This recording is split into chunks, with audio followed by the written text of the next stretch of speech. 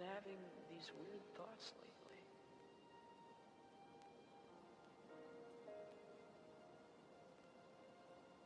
Like, is any of this for real or not?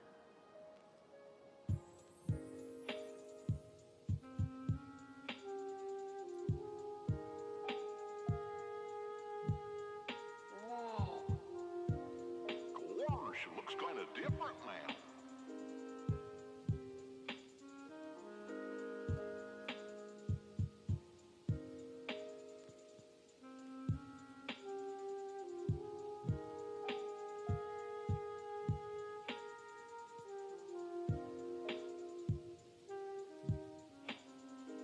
Maybe everything we've done, maybe it was all for nothing.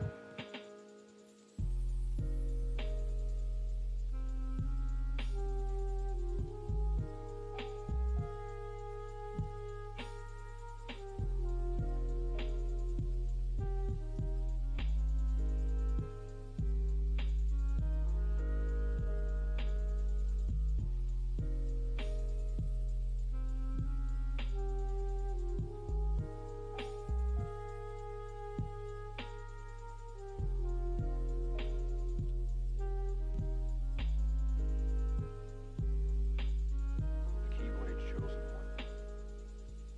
He's a lucky kid.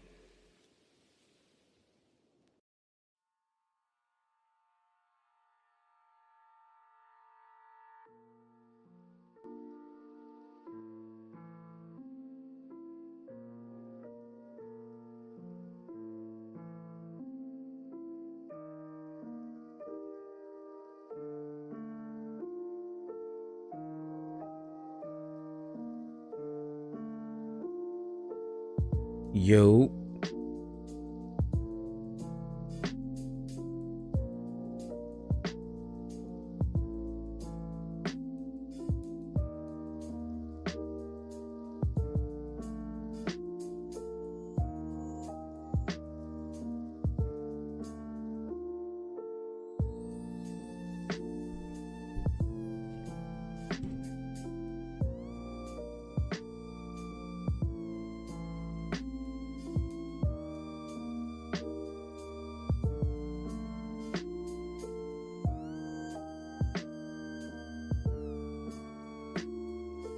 What's good, everyone? GTSK2F here, and today we're going to be streaming and reacting to Mark Cerny's deep dive of the PS5. Last time we heard any official information for the PS5 was at CES 2020, which was a logo.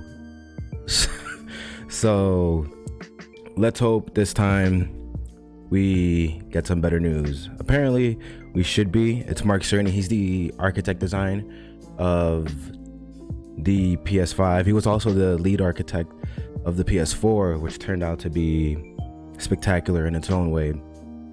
But I'm not gonna assume anything, but I will predict that we probably won't be seeing a body this time. Most likely we'll be seeing some specs, the internals of the device, and a couple of little demos of the games that it can run and whatnot, all the processing that it can do with AI and loading speeds. You know, last time we were here, they went over 6 things already. Let me just pull that up for you guys to see as well. But we saw couple of things here. You'll see we got PS5 hardware features, 3D audio.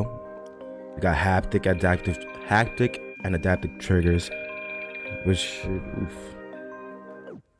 which should be very exciting, because right now we got rumble triggers, and that's ancient, that's old school, that's like way behind.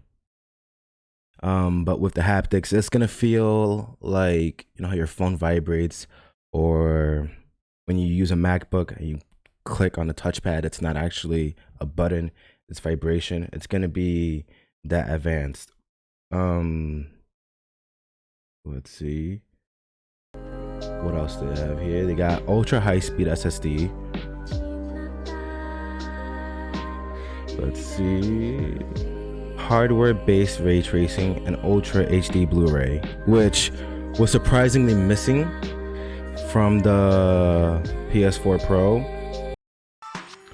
But hey, they got it here. Let's see.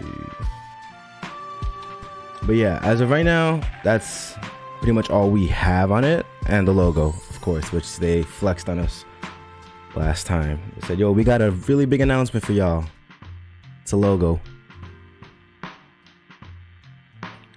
But I want to see more today. I'm really hoping to see. Let's see. Are they running it yet? Because he's set to go to the PlayStation blog. Nope. Bad gateway. Typical Sony. Not predicting the traffic that would roast them right now. So in the meantime, you know, good thing I saw this coming. Oh, Sony. Oh, PlayStation. You're so funny. So I guess we'll just chat for a bit before the stream actually begins. I can't believe they didn't see this coming. You know how many people have been, oh, we're back, but okay, let's see. Hold up. Right on time. Hi. Unfortunately, we had to cancel the talk that we had planned for GDC. But we do have some super exciting news about PS5. And who better to bring that to you than the one and only Mark Cerny. Without further ado, over to you, Mark. Thank you, Jim. There will be lots of chances later on this year to look at the PlayStation 5 games. Today, I want to talk a bit about our goals for the PlayStation 5 hardware and how they influenced the development of the console.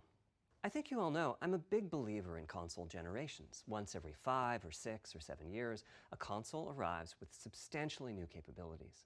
There's a lot of learning by the game developers, hopefully not too overwhelming, and soon there's games that could never have been created before.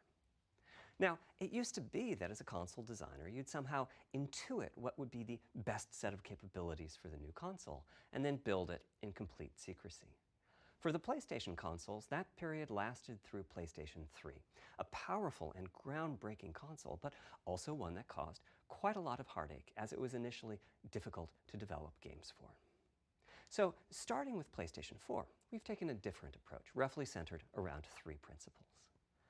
The first of these is listening to the developers, which is to say that a lot of what we put into a console derives directly from the needs and aspirations of the game creators. We definitely do have some ideas of our own, but at the core of our philosophy for designing consoles is that game players are here for the fantastic games, which is to say that game creators matter. Anything we can do to make life easier for the game creators or help them realize their dreams, we will do. So, about once every 2 years, I take a tour of the industry. I go to the various developers and publishers, sit down, and discuss how they're doing with the current consoles and what they'd like to see in future consoles. This requires weeks on the road, as reaching the bulk of the game creators involves talking to well over 100 people at something like 24 publishers and developers. And it is incredibly valuable. By the way, the feature most requested by the developers, that was an SSD, which we were very happy to put in the hardware, but a lot of problem solving was required. I'll be doing a deep dive on the SSD and surrounding systems later on in this talk. It's also key to make a generational leap while keeping the console sufficiently familiar to game developers. I think about this in terms of balancing evolution and revolution. Now, with PlayStation 1, 2, and 3, the target was a revolution each time with a brand new feature set. That was great in many ways, but time for the developers to get up and running got longer with each console. In the past, I've called this time to triangle. Here's what I had for those 3 consoles. To be clear, I'm not talking about time to make a game. Developers will be ambitious, and it may take them 6 years or so to realize their vision. What I'm talking about is that dead time before graphics and other aspects of game development are up and running, and trying to minimize that. On the other hand, if we're trying to reduce that dead time to 0, that means the hardware architecture can't change at all. We're handcuffed. We need to judge for each feature what value it adds and whether it's worth the increase in developer time needed to support it. So with PlayStation 4, we were able to strike a pretty good balance between performance and familiarity. We got required learning back to PlayStation 1 levels. With PS5, the GPU was definitely the area we felt the most tension between adding new features and keeping a familiar programming model. Ultimately, I think we've ended up with under a month of getting up to speed. That feels like we're striking about the right balance. I'll go into a bit more detail later today about our philosophy with the GPU and the specific feature set that resulted from it. It's also very important for us. It's so hard to speak to find new dreams in between him because he's so concise. GPU performance, and the amount of RAM. He doesn't speak any junk, he just speaks facts. Decades. It's been astonishing, but there are other areas in which we can innovate and provide significant value to the game creators, and through them, the players. That's why the SSD was very much on our list of directions to explore, regardless of what came out of the conversations with game developers and publishers. The biggest feature in this category is the custom engine for audio. That's today's final topic. The push for vastly improved audio, and in particular 3D audio, isn't something that came out of the developer meetings. It's much more the case that we had a dream of what might be possible 5 years from now, and then worked out a number of steps we could take to set us on that path. So here again are the 3 principles, the first being enabling the desires of developers to drive the hardware design. To me, the SSD really is the key to the next generation. It's a game changer. And it was the #1 ask from developers for PlayStation 5. As in, we know it's probably impossible, but can you put an SSD in it? That was a discussion we were also having internally. It was clear that the presence of a hard drive in every PlayStation 4 was having a positive impact. A lot of things that would simply have been impossible at Blu-ray disc speeds were now possible. At the same time, though, in 2015 and 2016, when we were having these conversations, developers were already banging up against the limits of the hard drive. And a lot of developer time was being spent designing around slow load speeds. I want to focus in on just one number here, which is how long it takes to load a gigabyte of data from a hard drive. The difficulty being that hard drives are neither particularly fast nor flexible. If all your data is in one block, yeah, y'all gonna be blown away in a couple seconds if you don't know what an SSD is. A second, depending on where the data is located on the hard drive. Let's assume it's on the outer edge, which means loading a gigabyte takes 10 seconds. If you compress your game packages, you can fit more data on the Blu-ray disc and also effectively boost your hard drive read speed by the compression ratio. We support zlib decompression on PlayStation 4 that gets you something like 50% more data on the disk and 50% higher effective read speed. Unfortunately, though, it's highly likely that your data is scattered around in various files on the hard drive, as well as sourced from multiple locations within those files. So lots of seeks are needed at 2 to 50-ish milliseconds each. So it's saying 1 gigabyte divided by 100 megabits per second divided by 1.5 times 3 equals 20 seconds to fully take care Putting all of that together, a gigabyte is very roughly 20 of like seconds one process from a hard drive. Now, a gigabyte is not much data. Games are using 5 or 6 gigabytes of RAM on PlayStation 4, so boot times and load times can get pretty grim. Or to put that differently, as a player, you wait for the game to boot, wait for the game to load, wait for the level to reload every time you die, and you wait for what is euphemistically called fast travel. All of that leads to the dream. What if we could have not just an SSD, but a blindingly fast SSD? If we could load 5 gigabytes a second from it, what would change? Now, SSDs are completely different from hard drives. They don't have seeks as such. If you have a 5 gigabyte a second SSD, you can read data from 1,000 different locations in that second, pretty much at speed. As for time to load a gigabyte, this is next gen we're talking about, so memory is bigger. Instead, we should be asking how long to load 2 gigabytes? And the answer is about a quarter of a second. I mean, that's amazing. We're talking 2 That's a orders fact, of Michael. magnitude, meaning very roughly 100 times faster. Which means at 5 gigabytes a second for the SSD, the potential is that the game boots in a second. There are no load screens. The game just fades down while loading a half dozen gigabytes and fades back up again. Same for a reload. You're immediately back in the action after you die. And fast travel becomes so fast it's blink and you miss it. As game creators, we go from trying to distract the player from how long fast travel is taking, like those Spider-Man subway rides, to being so blindingly fast that we might even have to slow that transition down. Pretty cool, right? But for me, this is not the primary reason to change from a hard drive to an SSD. The primary reason for an ultra-fast SSD is that it gives the game designer freedom. Yep. Or to put that differently, with a hard drive, the 20 seconds that it takes to load a gigabyte can sabotage the game that the developer is trying to create. I think almost all of us in the room have experienced this, maybe in different ways. Say we're making an adventure game and we have 2 rich environments where we each want enough textures and models to fill memory. Which you can do as long as you have a long staircase or elevator ride or a windy corridor where you can ditch the old assets and then take 30 seconds or so to load the new assets. Having a 30-second elevator ride is a little extreme. More realistically, we'd probably chop the world into a number of smaller pieces and then do some calculations with sight lines and run speeds like we did for Haven City when we were making Jak 2. The game is 20 years old, but not much has changed since then. All those twisty passages are there for a reason.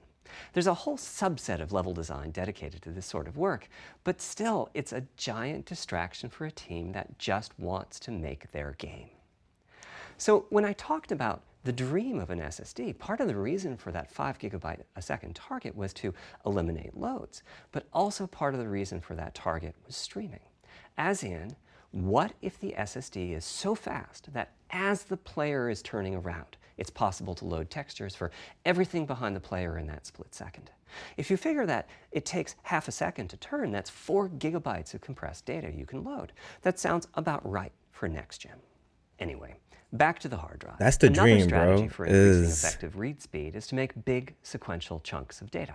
For example, we might group all the data together for each city block. That removes most of the seeks, and the streaming gets faster. But there's a downside too, which is that frequently used data is included in many chunks and therefore is on the hard drive many, many times. Marvel's Spider-Man uses this strategy, and though it works very well for increasing the streaming speed, there's a massive duplication as a result. Some of the objects like mailboxes or news racks are on the hard drive 400 times. What I'm describing here are things that cramp a creative director's style. Either level design gets a little bit boring in places, or the data is duplicated so many times that it no longer fits on the Blu-ray disc. And you end up with hard limits on the player's run speed or driving speed. The player can't go faster than the load speed from the hard drive. And finally, I'm sure many of you have noticed that after a patch download, the PlayStation 4 will sometimes take a long time to install the patch. oh my god. That's because when just part of a file has been changed, the new data can be downloaded pretty quickly. But before the game boots up, a brand new file has to be constructed that includes the changed portion. Otherwise, every change would add a seek or 2. Even so, you can occasionally see this happening on game titles. They start to hitch once they get patched enough. With an SSD, though, no seeks, so no need to make brand new files with the changes incorporated into them, which means no installs as you know them today. There's yet one more benefit, which is that system memory can be used much more efficiently.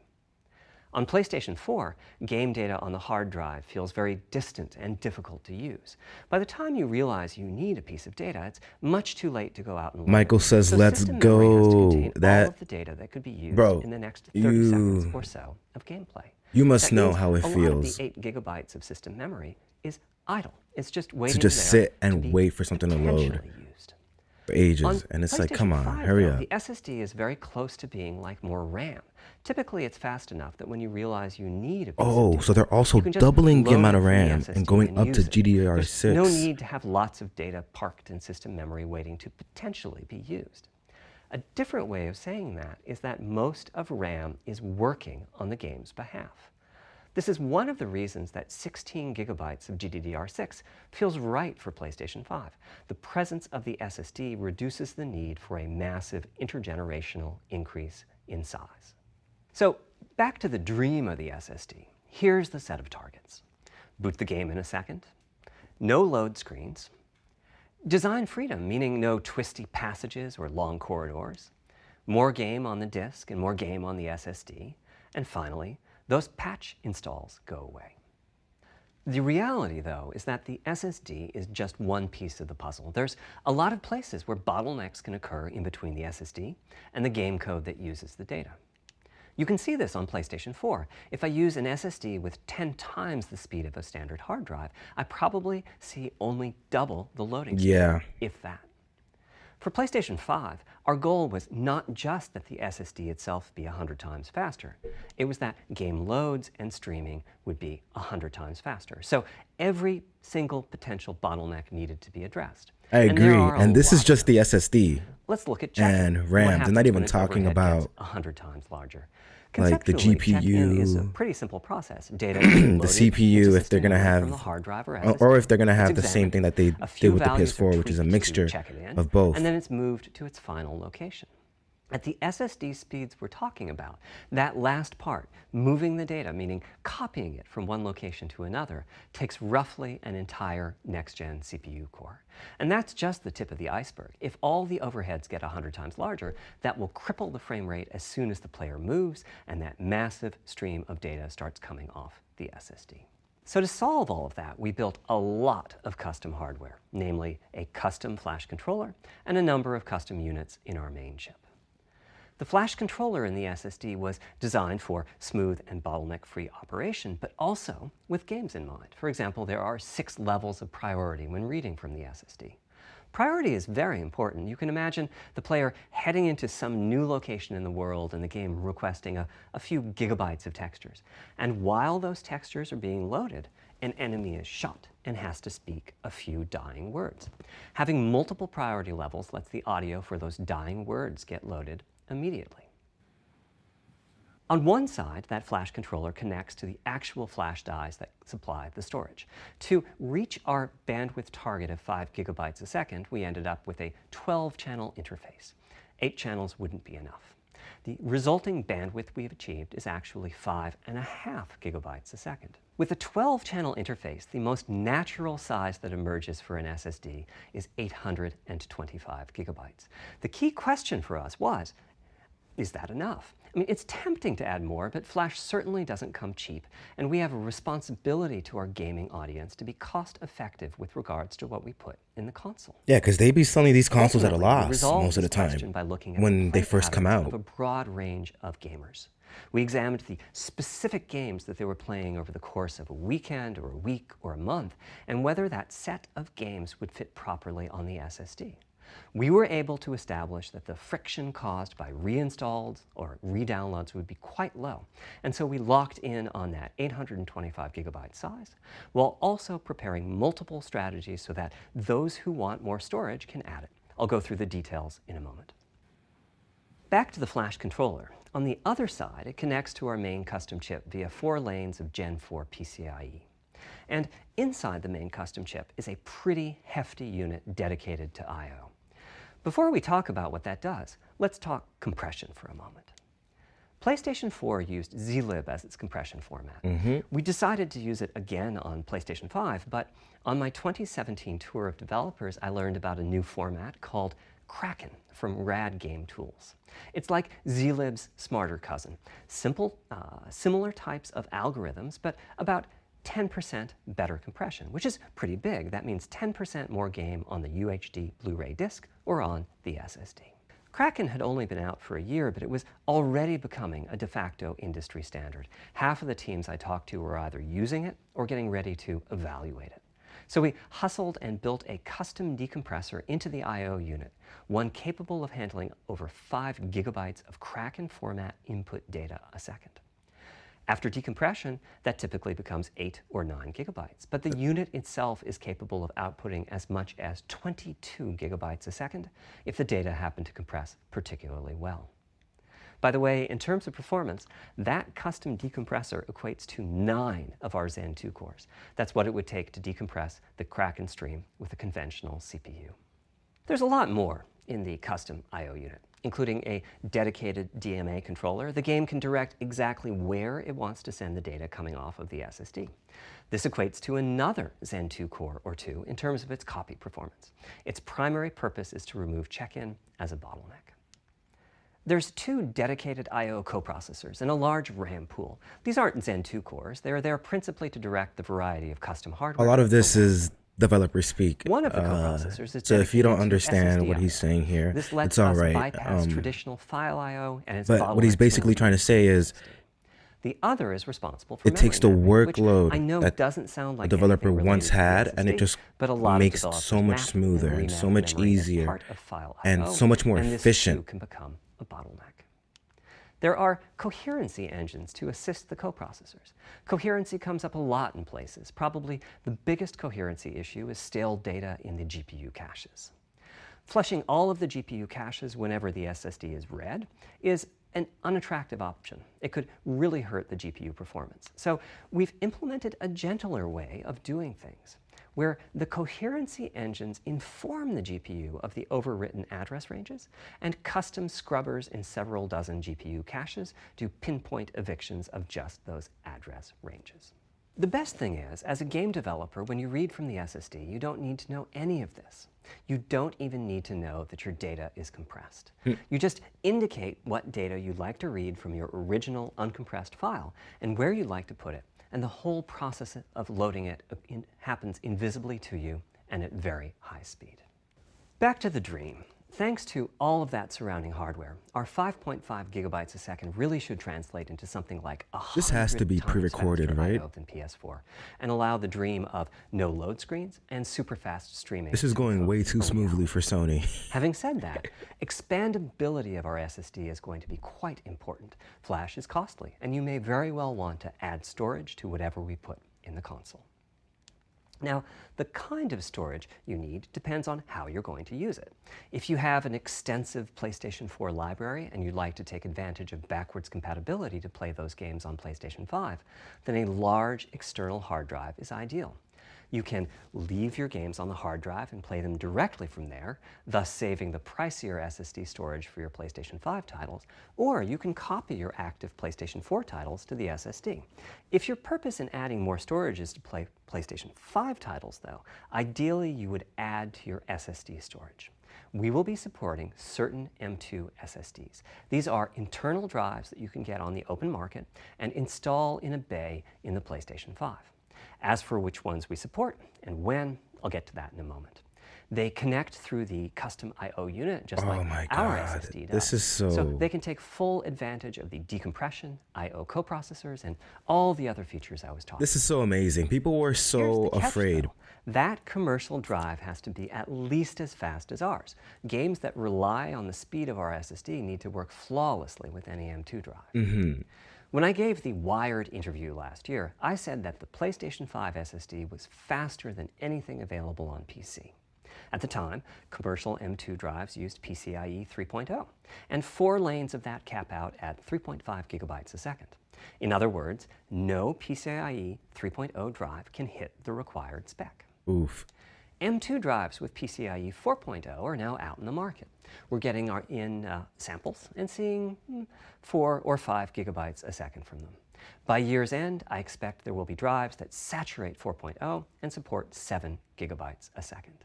Having said that, we are comparing apples and oranges, though, because that commercial M2 drive will have its own architecture, its own flash controller, and so on. For example, the NVMe specification lays out a priority scheme for requests that the M2 drives can use. And that scheme is pretty nice, but it only has 2 true priority levels. Our drive supports 6.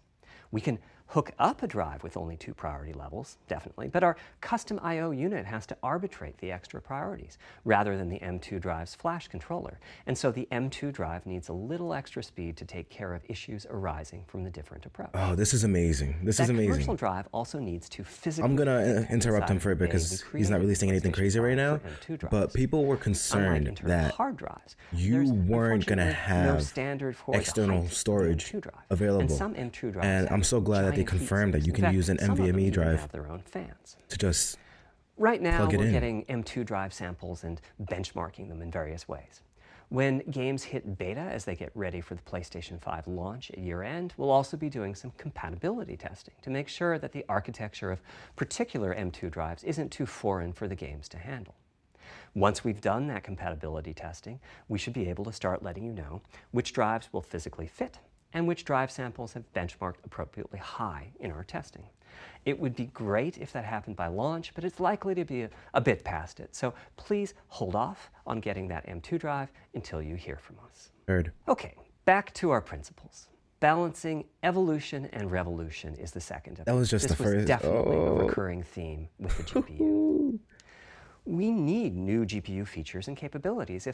If we only have more performance, it's not really a new generation of console. Of course, many of these capabilities result in more performance. That's part of why a PlayStation 5 teraflop is more powerful than a PlayStation 4 teraflop.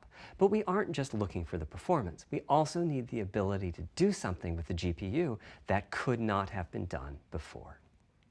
And we need higher performance per watt. Every time we double the performance of some GPU component, we don't want to find out we've doubled the power consumed and the heat produced. Oof, But at the same time, we have to make sure the GPU can run PS4 games, and we have to ensure that the architecture is easy for the developers to adopt. So they're confirming Now, PS4. Backwards compatibility was handled masterfully by AMD. They treated it as a key need throughout the design process. Okay. As our solution to adding new features without blindsiding developers, we made sure that if there were new significant features, it would be optional to use them.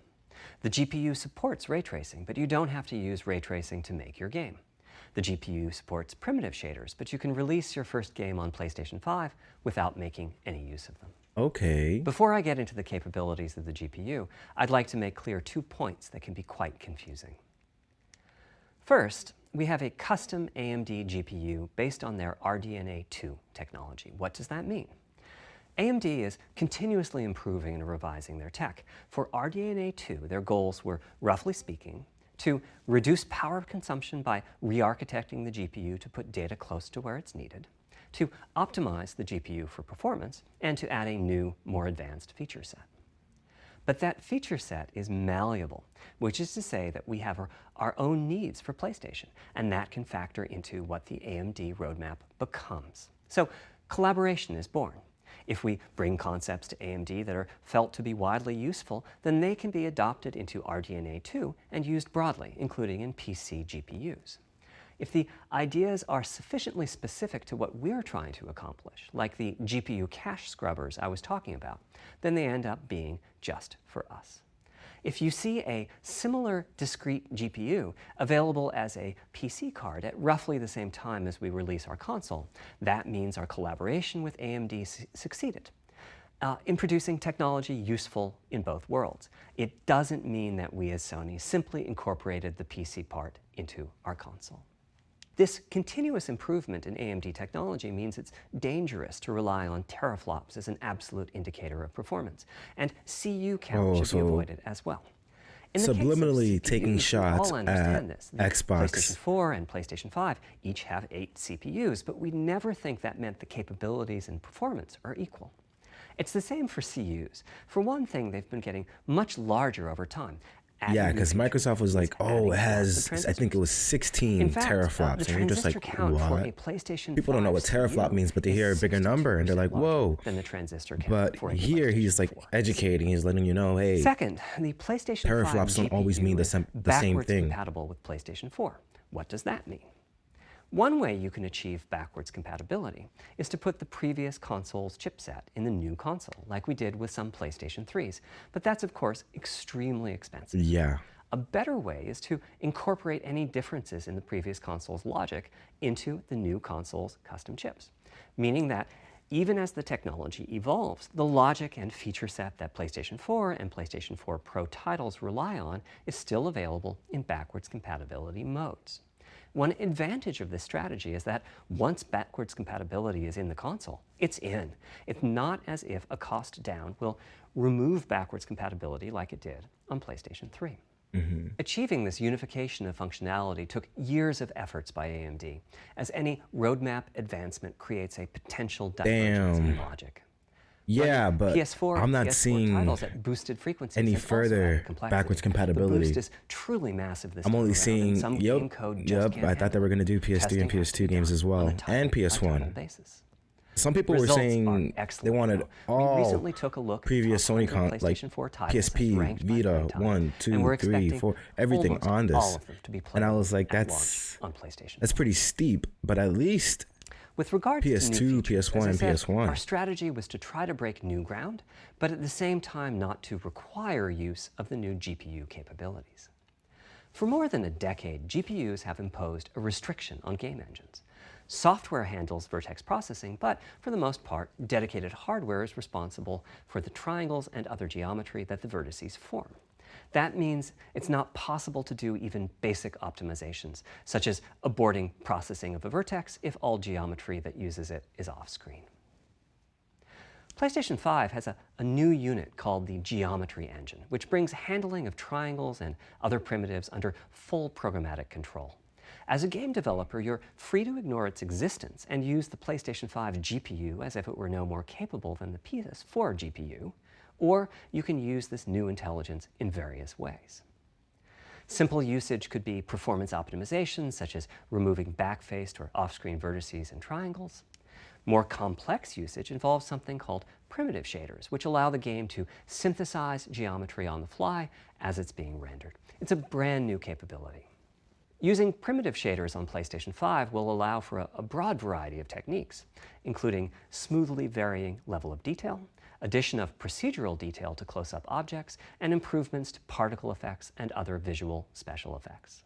Another major new feature of our custom RDNA 2-based GPU is ray tracing, using the same strategy as AMD's upcoming PC GPUs.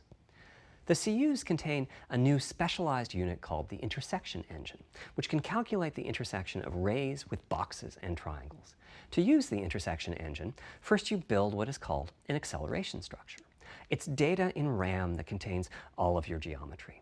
There's a specific set of formats you can use. They're variations on the same BVH concept. Then, in your shader program, you use a new instruction that asks the intersection engine to check a ray against the BVH. While the intersection engine is processing the requested ray triangle or ray box intersections, the shaders are free to do other work. Having said that, the ray tracing instruction is pretty memory intensive, so it's a good mix with logic-heavy code. There's of course no need to use ray tracing. PS4 graphics engines will run just fine on PlayStation 5, but it presents an opportunity for those interested. I'm thinking it'll take less than 1 million rays a second to have a big impact on audio. That should be enough for audio occlusion and some reverb calculations. With a bit more of the GPU invested in ray tracing, it should be possible to do some very I'm nice really excited to see how they're going to use shadows Having said and that, illumination adding ray-traced to make shadows and reflections to a traditional things even graphics more engine beautiful. could easily take hundreds of millions of rays a second, and full ray tracing could take billions. How far can we go? I'm starting to get quite bullish. I've already seen a PlayStation 5 title that's successfully using ray tracing-based reflections in complex animated scenes with only modest costs. Another set of issues for the GPU involved size and frequency. How big do we make the GPU, and what frequency do we run it at? This is a balancing act. The chip has a cost, and there's a cost for whatever we use to supply that chip with power and to cool it. In general, I like running the GPU at higher frequency. Let me show you why. Here's 2 possible configurations for a GPU roughly of the level of the PlayStation 4 Pro. This is a thought experiment. Don't take these configurations. I just read too something seriously. somebody said. I'm going to be honest, I have no idea what Cerny's talking about. But actually, the performance is noticeably different Same. because teraflops is defined as the I'm over here nodding my head like, of the vector ALU. yeah. That's just one part of the GPU. There are a lot of other units. And those other units all run faster I don't when know the what he's GPU talking about. frequency is higher.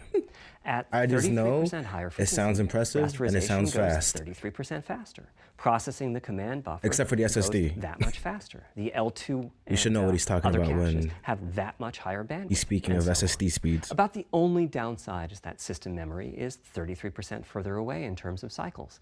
But the large number of benefits more than counterbalance that. As a friend of mine says, a rising tide lifts all boats. Homie, I wish I knew Also, what that it's said. easier I'll to translate fully it. use 36 CUs in parallel than it is to fully use 48 CUs. When triangles are small, it's much harder to fill all those CUs with useful work. So there's a lot to be said for faster, assuming you can handle the resulting power and heat issues, which frankly, we haven't always done the best job at.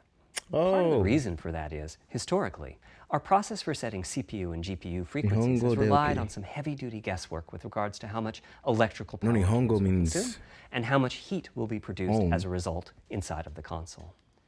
Power consumption varies a lot from game to game. When I play God of War on my PS4 Pro, I know the power consumption is high just by the fan noise. But power isn't simply about engine quality. It's about the minutiae of what's being displayed and how. It's counterintuitive, but processing dense geometry typically consumes less power than processing simple geometry, which is, I suspect, why Horizon's map screen, with its low triangle count, makes my PS4 Pro heat up so much.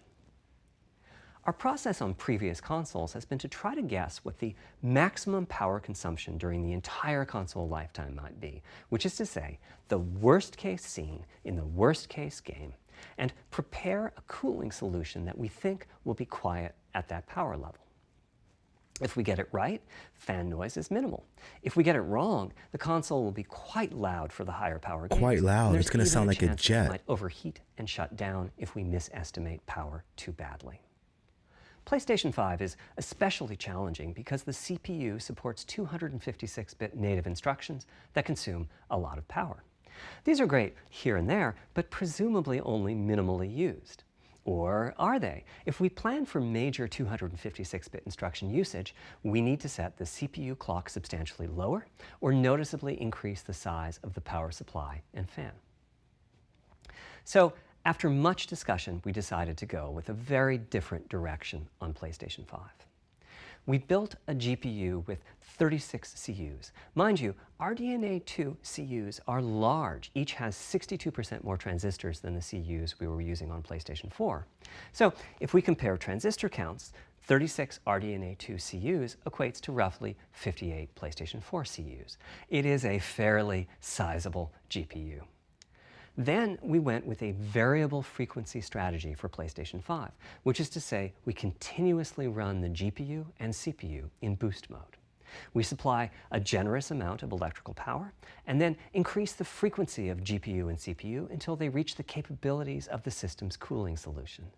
It's a completely different paradigm. Rather than running at constant frequency and letting power vary based on the workload, we run at essentially constant power and let the frequency vary based on the workload.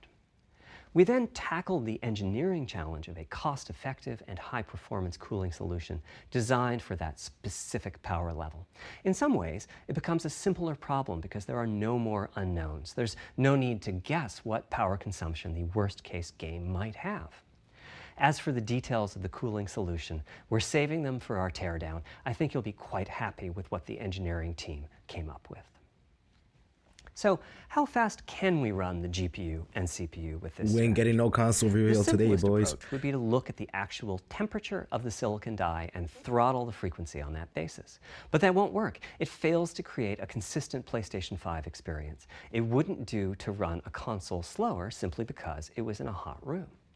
So rather than look at the actual temperature of the silicon die, we look at the activities that the GPU and CPU are performing and set the frequencies on that basis, which makes everything deterministic and repeatable.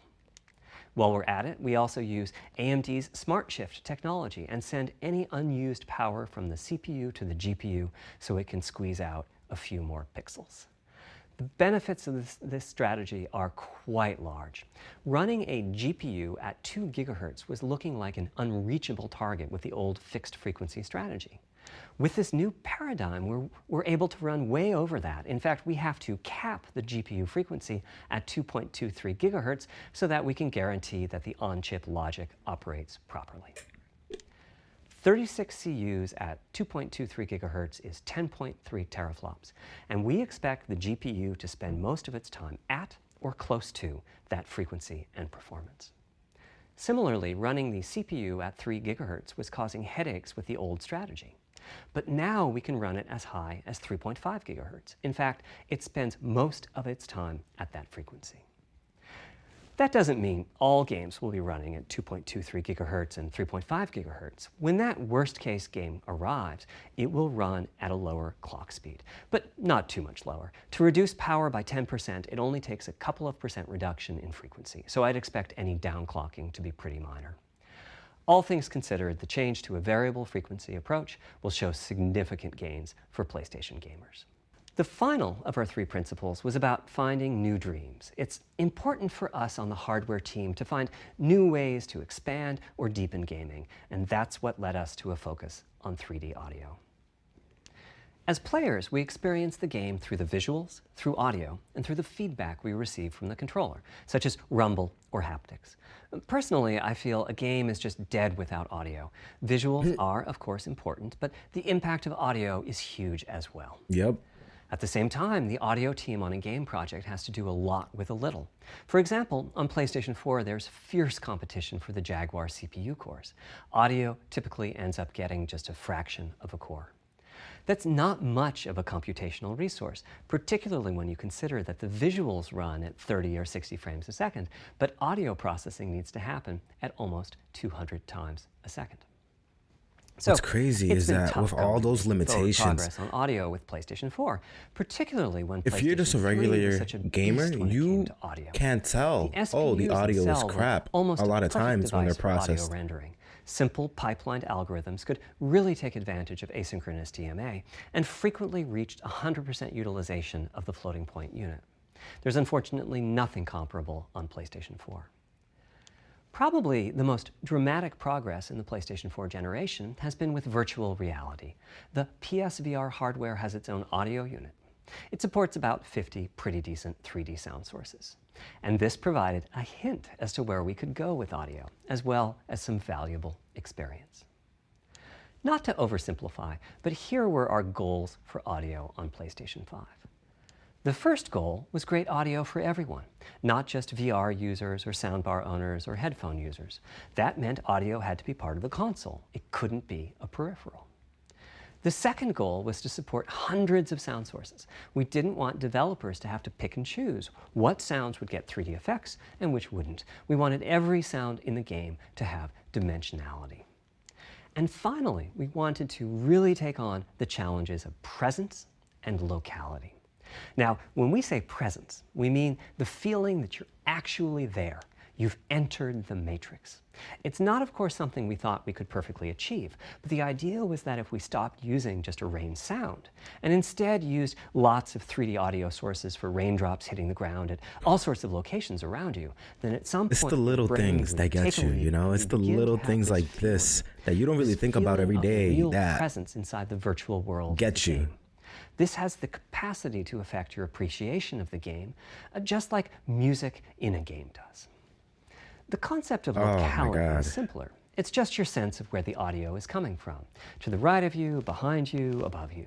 This can immerse you further in the game, and it can also directly enhance. And this is what I mean by limitations and what they're able to do. Dead Space as an example, I know, old school. You're fighting enemies in fairly dark, spooky locations. Back in the day, if you played the game using the TV speakers, you could tell that there was one last enemy growling and hunting you down, but it was difficult to tell quite where that enemy was. With headphones, you could tell that the enemy was somewhere on the right, which let you deduce, if you couldn't see it, that it must be somewhere behind and to your right. But with 3D audio with good locality, the idea is you know the enemy is precisely there, and you turn and you take it out. Yep, it's like... So, how do we know where a sound The is coming crates from in the first in place? Call of Duty Warzone. Well, you all hear them, those you're just like, bumps and folds in the ear have where? a meaning, evolutionarily speaking. The Based horns on in what direction Minecraft. the sound is coming from, sound waves bounce around inside the ear, there's some constructive and destructive interference, and the result is a change in volume. The phase of the sound also shifts, depending on what path the sound wave took to reach the ear canal. These volume changes and phase shifts are different for each direction and also vary depending on the frequency of the sound. Head size and head shape also impact the sound in a similar fashion. The way that the sound changes, based on direction and frequency, can be encoded in a table called the head-related transfer function, or HRTF. Here's part of one. The vertical axis is the frequency. The horizontal axis is the direction, front, back, left, right, and the color gives the degree of attenuation of the sound at that frequency. The HRTF is as unique to an individual as a fingerprint is. In fact, you're looking at mine right now. Here's how we measure an HRTF. We've taken hundreds of people through this process. Jeez. We put a microphone in the subject's left and right ear canals, and then sit the subject down in the middle of an array of 22 speakers. We then play an audio sweep from each speaker as we rotate the subject. In the course of 10 or 20 minutes, we're able to sample the HRTF at over 1,000 locations. Using an HRTF when rendering audio creates unparalleled quality, but it's computationally expensive. The simplest way to use an HRTF is to process a sound source to make it appear as if it's coming from one of those 1,000 locations we sample.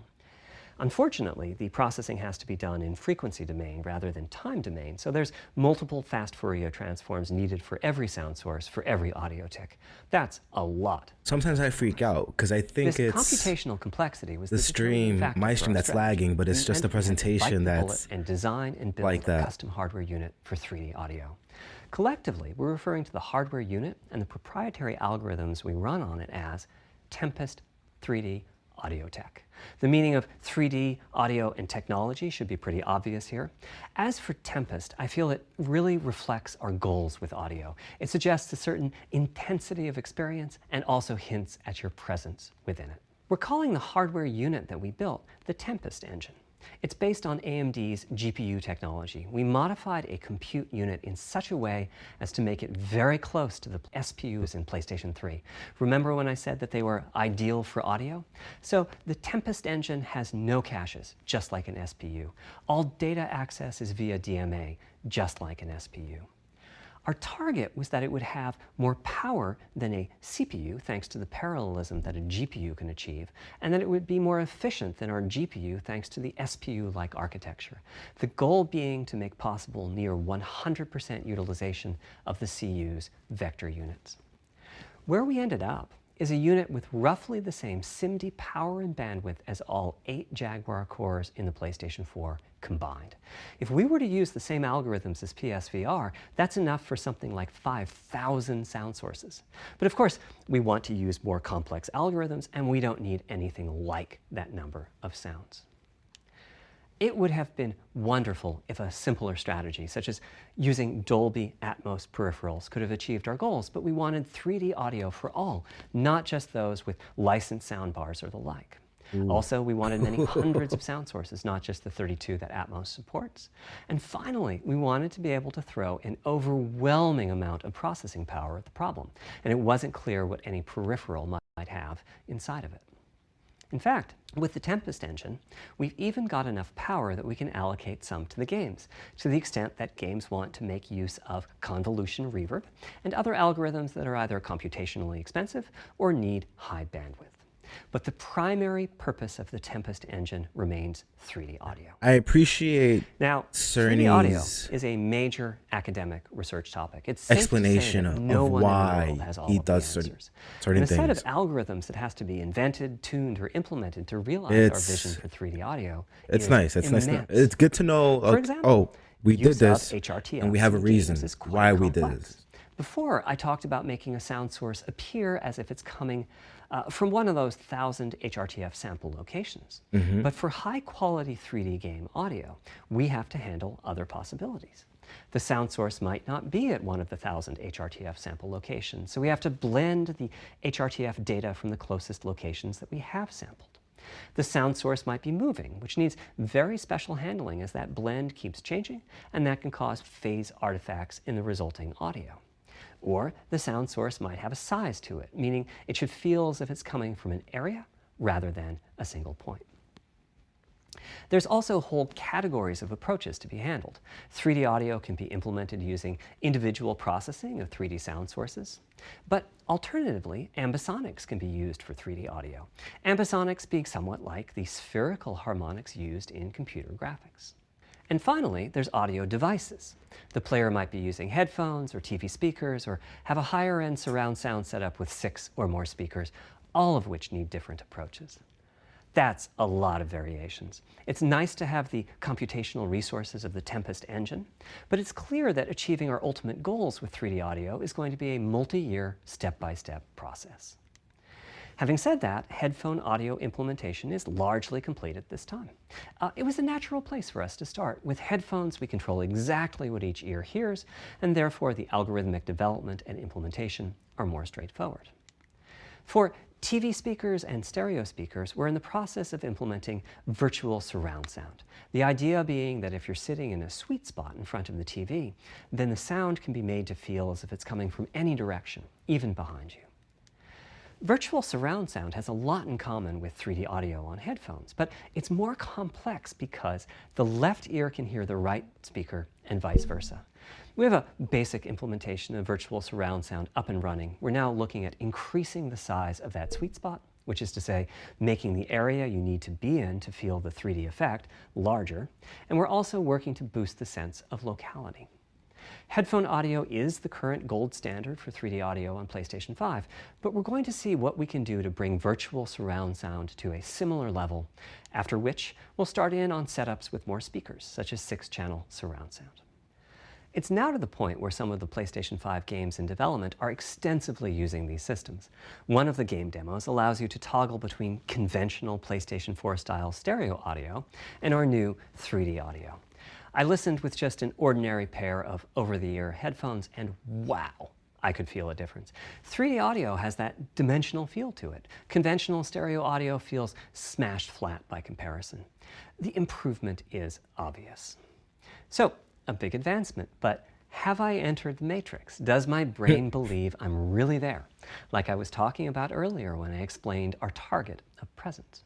Well, the answer is no, but you've probably caught on to what's missing here, namely whose HRTF was being used. Yep. It wasn't mine. It was the default HRTF.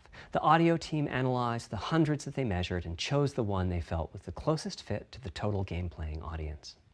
This shows a piece of the default HRTF on the left and my HRTF on the right. You can see that the general features are much the same, but the details are quite different. With the default HRTF, as I said, the 3D audio sounds pretty great. When I use my HRTF, though, the audio reaches a higher level of realism, which is to say that when using headphones and my HRTF, I occasionally get fooled and even think a sound is coming from the real world when it's actually coming from the game.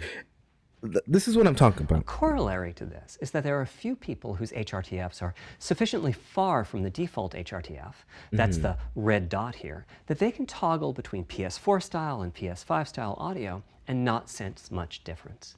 I've had a few people describe the PlayStation 5's 3D audio as sounding like a bit better stereo audio. Presumably they're the ones at the very edges of this diagram. Which means what HRTF you're using is key. I'd like everyone to be able to experience what I'm experiencing, but obviously it's not possible to measure the HRTF of every PlayStation user. That means HRTF selection and synthesis are going to be big topics going forward as the Tempest technology matures. Which can At probably come PlayStation in 5 launch, we'll be software offering a updates. choice of 5 HRTFs. There's a simple test where you pick the one that gives you the best locality. That's just the first step, though. This is an open-ended research topic. Maybe you'll be sending us a photo of your ear and we'll choose a neural network to pick the closest HRTF. Which is what they do with the noise canceling of your headphones. ears and your head, and we'll make a 3D model of them and synthesize the HRTF.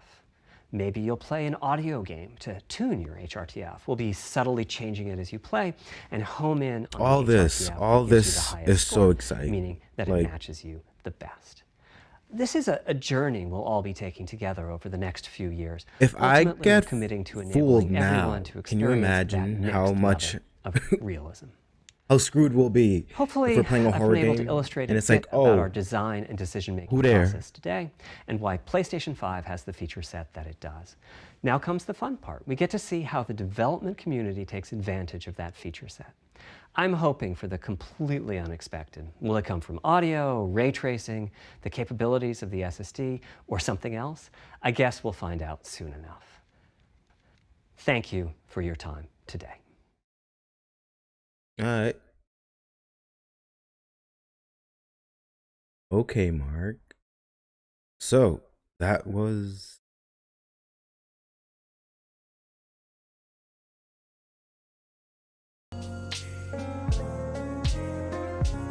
a stream. Look at that.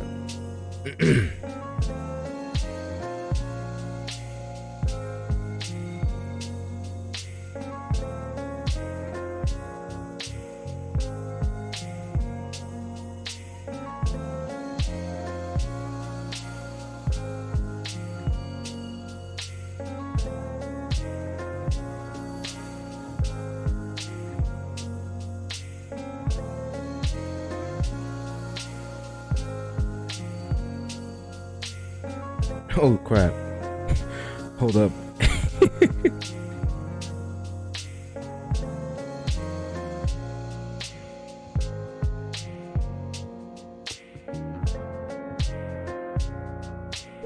Alright, so let's review basically what they went over this time.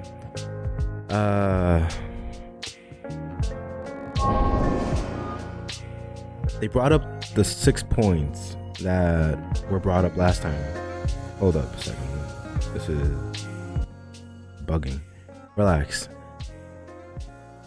They brought up the 6 points they brought up last time, and they're introducing newer points. So we have the ultra fast SSD. Can we talk about it? So here, I'll show you what I'm looking at real quick, because this is actually kind of humorous.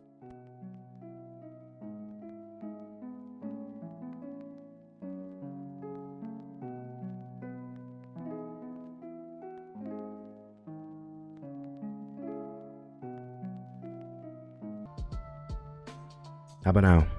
Test, test.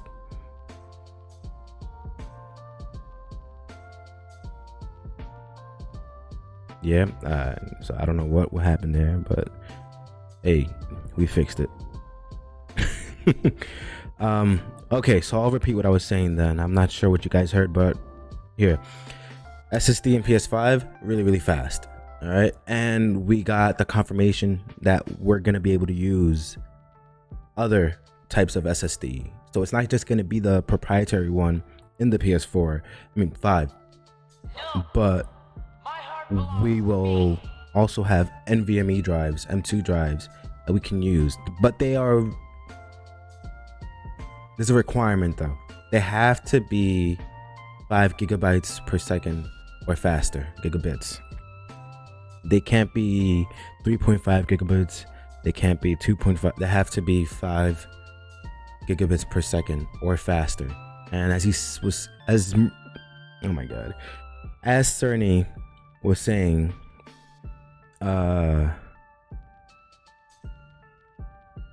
those are gonna saturate the market pretty soon. We're gonna have 7.5 gigabits per second SSDs, which is incredible. So yeah, the SSD in the PS5 really fast.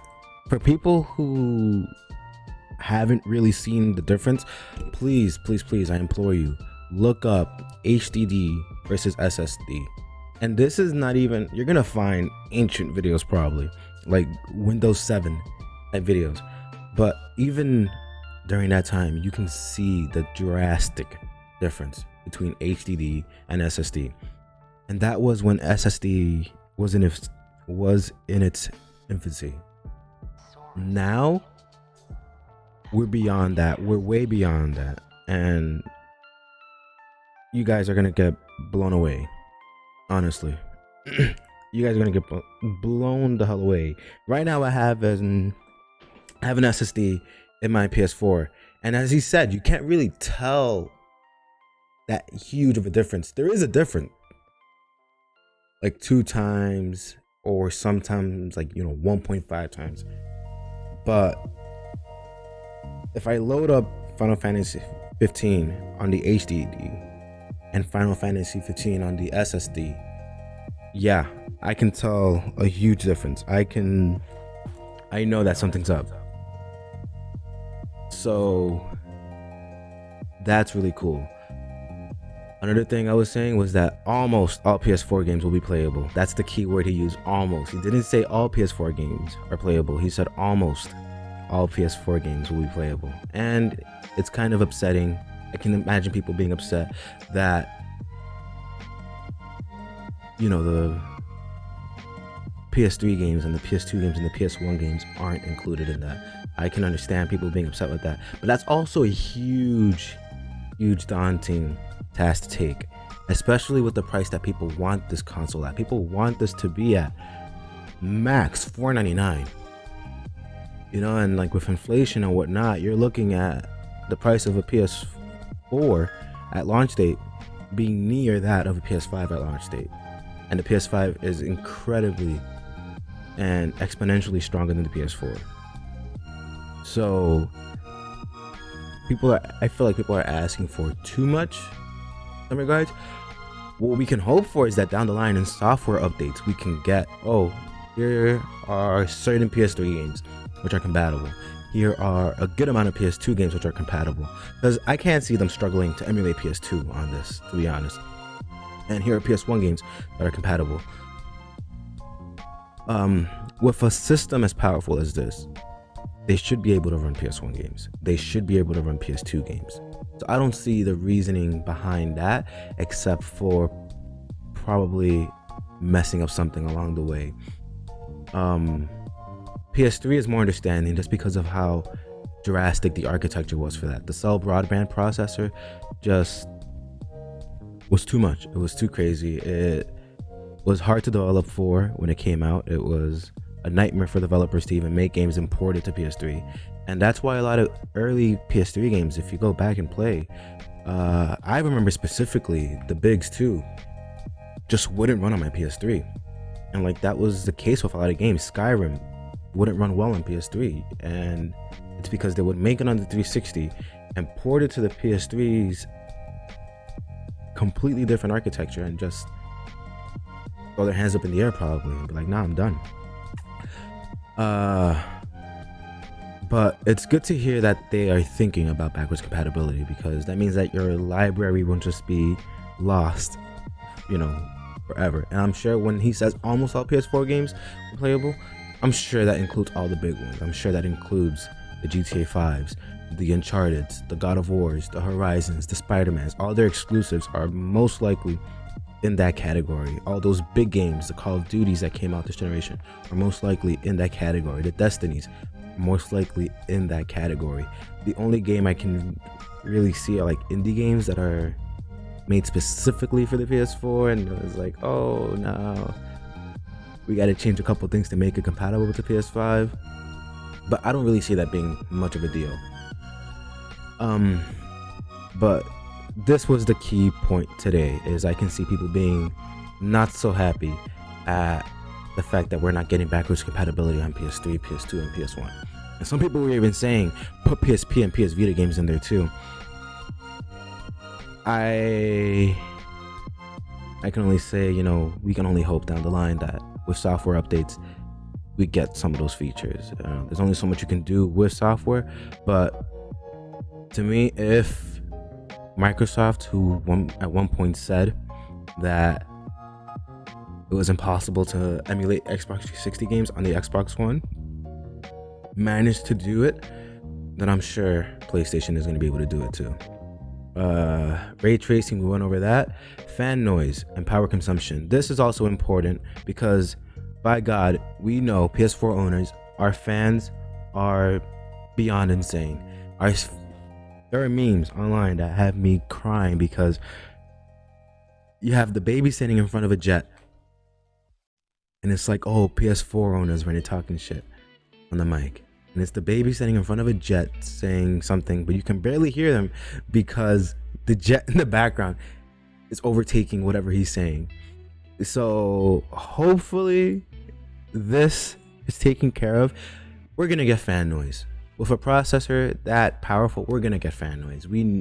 It needs air circulation. It needs it.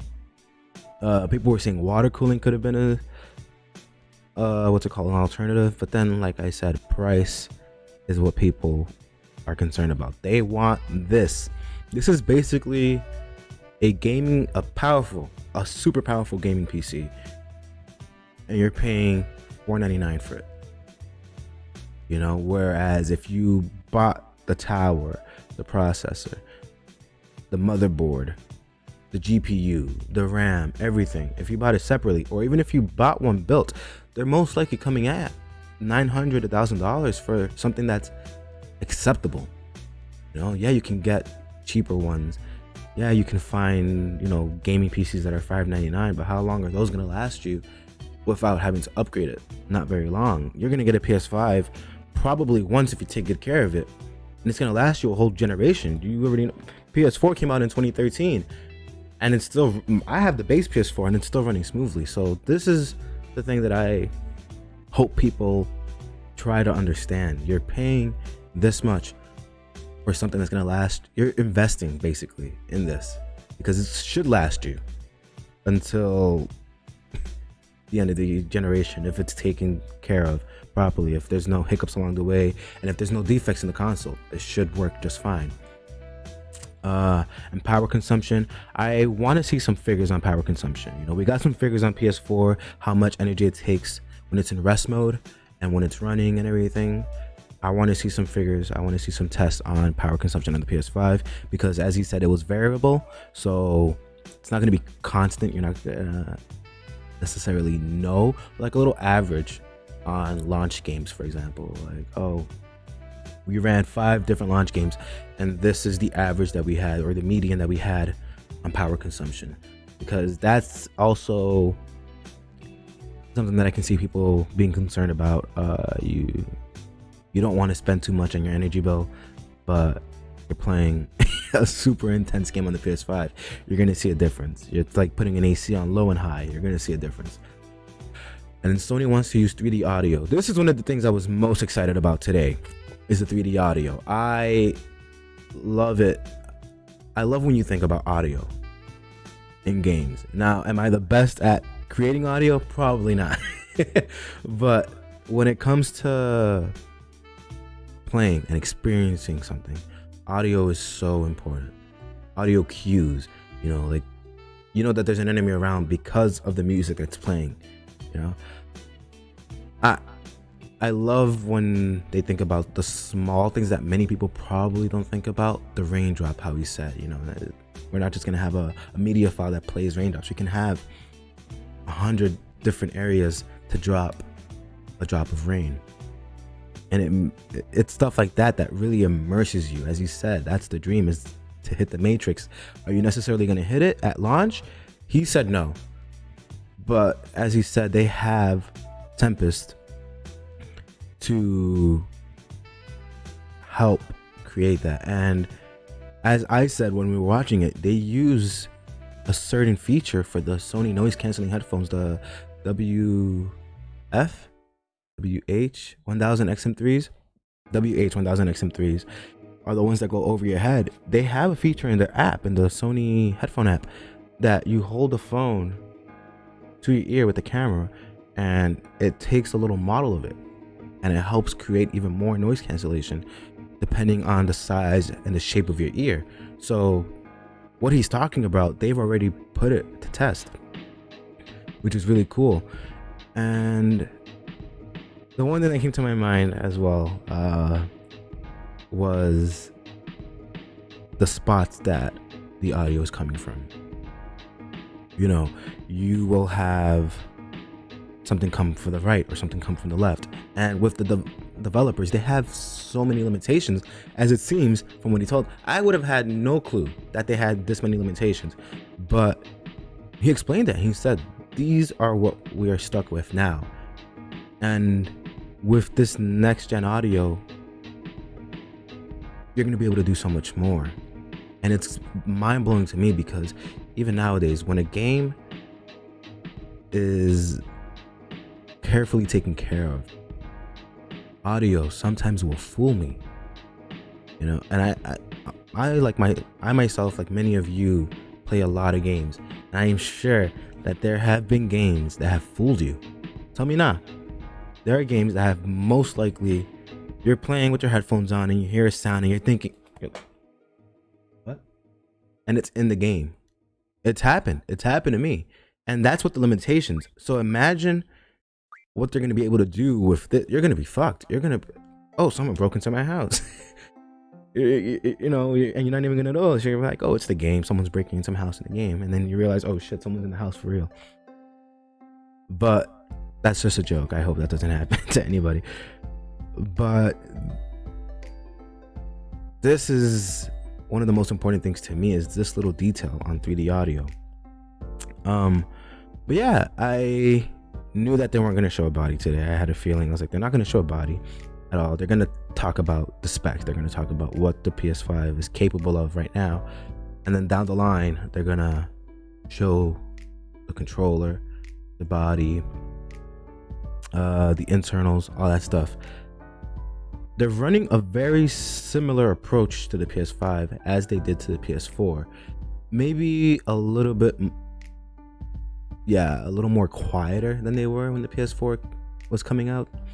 They have, with the PS4, you had the launch event in February, and from then on, it was just steamrolling information until E3.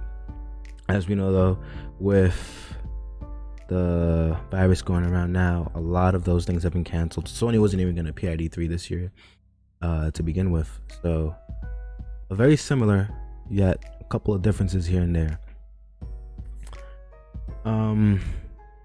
Besides that, I've said all I've had to say. I hope you guys enjoyed the stream. Thank you for tuning in. If you're not a subscriber and you liked what you see and you liked what you saw here today, please hit that subscribe button, hit that like button, and let your boys and girls know, hey, GTS K2F is on YouTube, you know. Thank you for watching. I hope all of you are safe. I know it's a very troubling time to be around anything and anyone in this turbulent time, but I hope that you're all safe. I hope that your loved ones are safe, and I look forward to better days down the line.